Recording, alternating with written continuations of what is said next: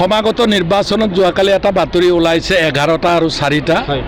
আমি সেইটো যেহেতু অথেণ্টিচিটিটো আমি এতিয়াও জানা নাই, আমি 15টা বুলিয়ে ভাবি আছোঁ এতিয়াও।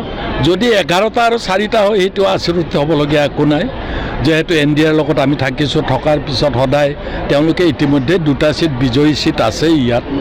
তেওঁলোকে বৰ্ধিত ছিট 2-এটা বিচাৰিছিল, যেহেতু ইয়াতে আমাৰ 12টাৰ পৰা 15টা হৈছে, তাৰে বৰ্ধিত ছিটৰ পৰা তেওঁলোকে বিচাৰিছিল। আৰু সেইটো হাগ্ৰামা মহিলাৰী ডাঙৰীয়াই যদি এগ্ৰিও কৰে, আমাৰ দলৰ ক'বলগীয়া নাই, কাৰণ তেওঁক ইতিমধ্যে আমি এখতিয়াৰ দিয়া আছে যে NDA সম্পৰ্কে ছিট ভাগ বিতৰণত তেওঁ সিদ্ধান্ত গ্ৰহণ কৰিব পাৰে, আৰু তেওঁ সেইমতে তেওঁ লৈছে। কি কৈছে? না, আমি EPPL কেনেকৈ থাকিব? এতিয়া 2টা দল আৰু ইয়াত নহয়। তেওঁলোকে নিজেও কৈছে আমি কংগ্ৰেছৰ লগতো হ'ব পাৰে, কাৰোবাৰ লগতো হ'ব পাৰে।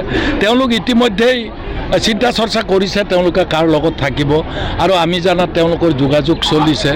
এটা ৰাজনৈতিক দলে নিজে টিকি থাকিবৰ কাৰণে নিশ্চয় কাৰোবাৰ লগত এৰা এৰি হ'লে কাৰোবাৰ লগত ধৰা ধৰি তেওঁলোকে কৰিবই লাগিব। আমি যেনেকৈ কৰিছিলোঁ, ইয়াৰ আগত আমাক যেতিয়া প্ৰত্যাখ্যান কৰিছিল, তেতিয়া আমি মহাজোঁট হৈ পেলাই ময়ে MLA নিৰ্বাচিত হৈছোঁ মহাজোঁটৰ জৰিয়তে। এইটো এটা পলিটিকেল টেকটিক্স হৈছে আধুনিক ভাৰতত যোৱা 40 বছৰৰ পৰা ষ্টাৰ্ট হৈছে। এই নতুন পলিটিকেল টেকনিকটো কোনেও অকলে খোৱা দিন আৰু নাই। ভেৰগাঁও চাওক, এতিয়া ভেৰগাঁও সমষ্টি আৰু টংলা সমষ্টি নাছিলেই, আছিলে কালাইগাঁও আৰু পানেৰী।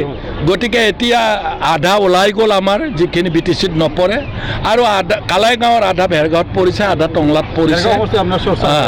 নহয়, যদি দলে য'ত দিব তাত নিৰ্বাচন খেলিমেই। এতিয়া টংলাটো যদি তেওঁলোকে অলৰেডি দিছে, মোৰ ফাৰ্ষ্ট চইচ নিশ্চয় ভেৰগাঁৱে হ'ব। কিন্তু চৰ্চা হৈছে যে BPF, EPPL আৰু BJP এটা আমব্ৰেলা তলতে সম্ভৱ নহয়, ইম্পচিবল, এই শব্দটোকে কৈছোঁ।